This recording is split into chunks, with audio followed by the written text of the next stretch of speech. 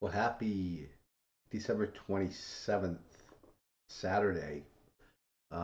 Wanted to do this reaction video. As you know, my name is Bill. Welcome to WWP Reacts. I was a National Guard, Army Reserve, and active duty Army officer for 34 years.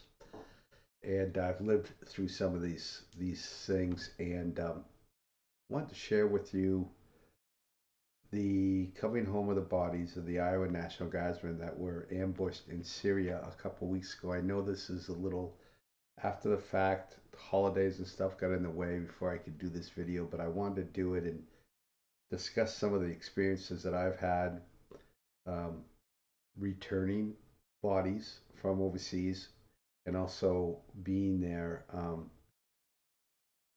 and being in the Guard. The Guard's made a lot of changes in the last, I don't know, 15 years, 20 years, I guess. We used to be a strategic force. And then after 9/11, particularly after the surges in '07, the Army Reserve and the National Guard became an operational force, which means that they can go into rotation for operations like in Syria and stuff. So let's watch this and let's pray for these service members that laid their life for us. Have returned home to Iowa. Staff Sergeants Nate Howard of Marshalltown and Edgar Torres Tovar of Des Moines were killed in an ambush on December 13th in Syria. Their dignified transfers of their remains is happening right now. The families are in attendance. This is a private and solemn event. We have chosen not to show the families out of deep and profound respect. That's very nice of them. I mean, the way this news team is handling this is very dignified. To give you a live look from the airport at this moment, we're going to take a moment of silence as the dignified transfer begins.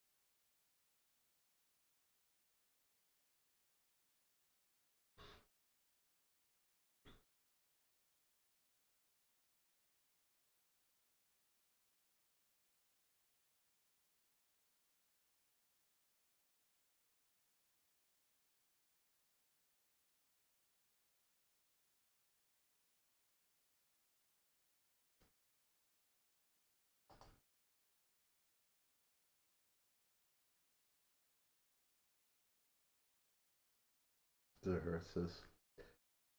Yeah, this is a solemn moment.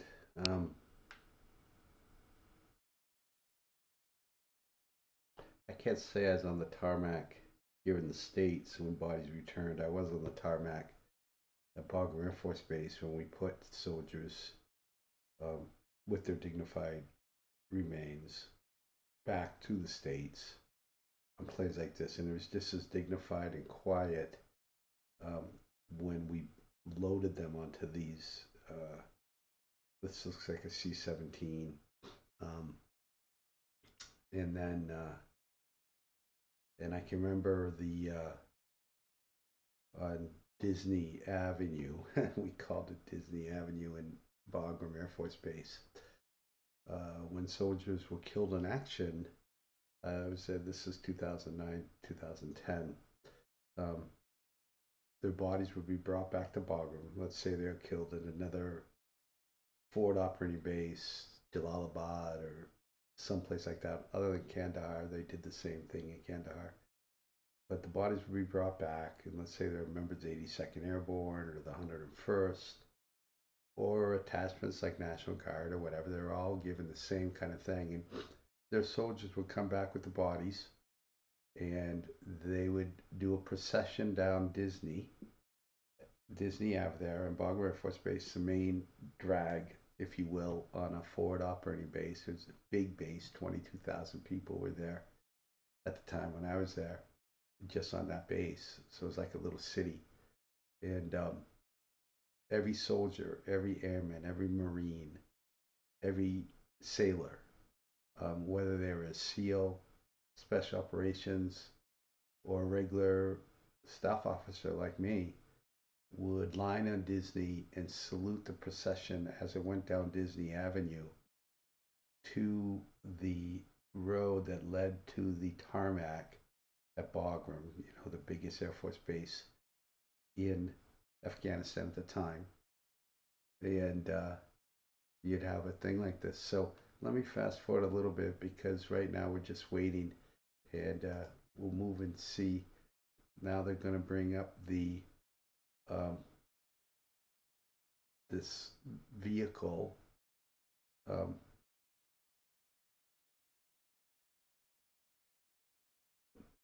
that will then, you can see the soldier's coffin there with the flag draped in the background, and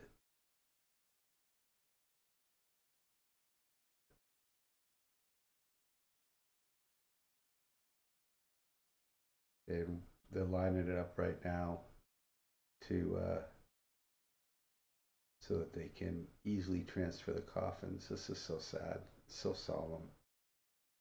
As you saw there earlier, the military members that were lined up, there was obviously the adjutant general, I'm assuming for the state of Iowa, 2-star general, and next to him was the state command sergeant major, and it looked like, I wanted to say Joni Ernst, but I'm not sure.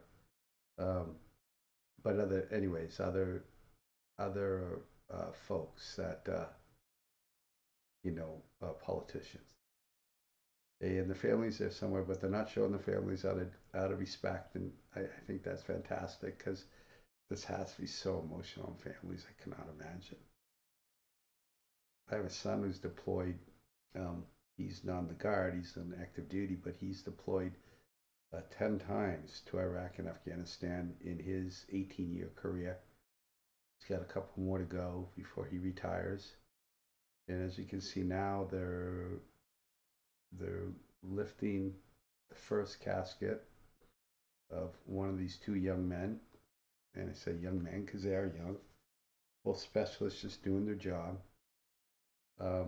What I know about the Iowa National Guard is they are a brigade combat team, infantry brigade combat team, which means they have, just like any infantry brigade combat team on active duty does the same thing.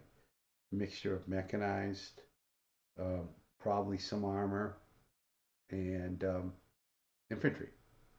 Um, and they were in Syria protecting, I would imagine, the Kurds. Don't know that for sure. Um, and here they bring it out.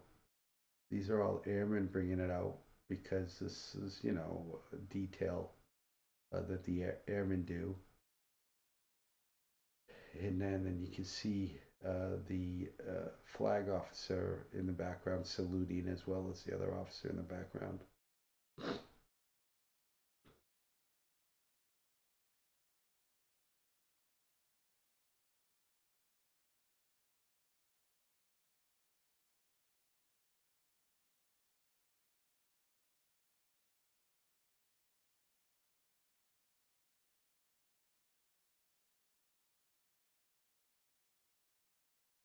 That's probably that's a sergeant first class. That may be his let's say platoon sergeant. These gentlemen's platoon sergeant giving the slow salute.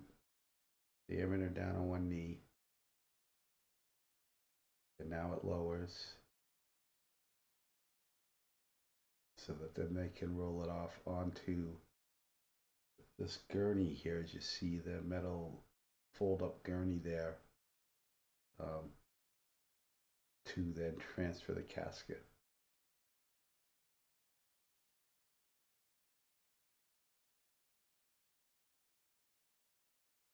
Very solemn, rehearsed,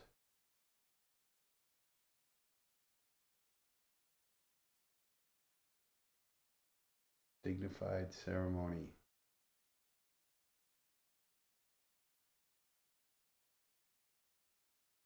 to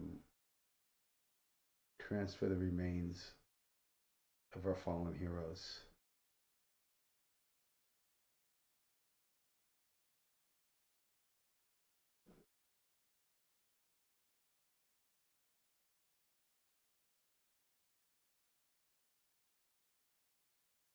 And now it's like on a conveyor belt coming down to the end.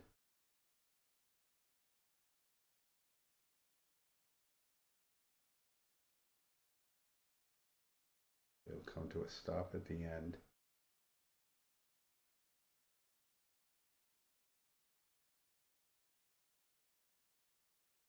And then now you see, and I'm assuming these are probably Iowa National Guardsmen,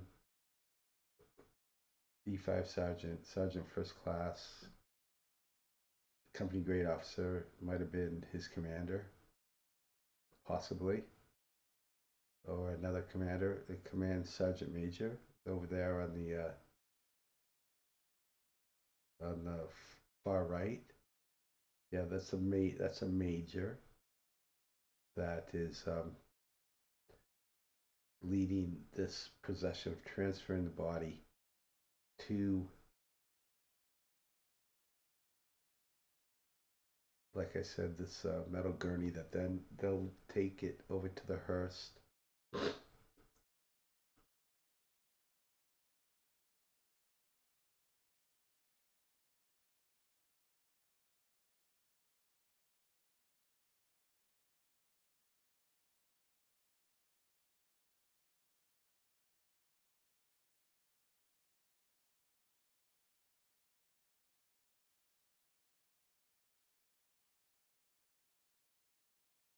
It's amazing that it's totally silent. This news team in Iowa, the station's doing such a beautiful thing with this. No talking, just the experience of it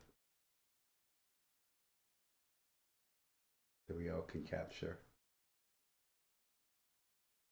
So I want to thank you all for watching this ceremony with me.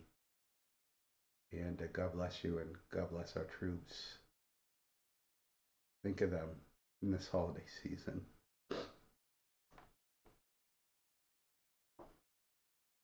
Have a great day.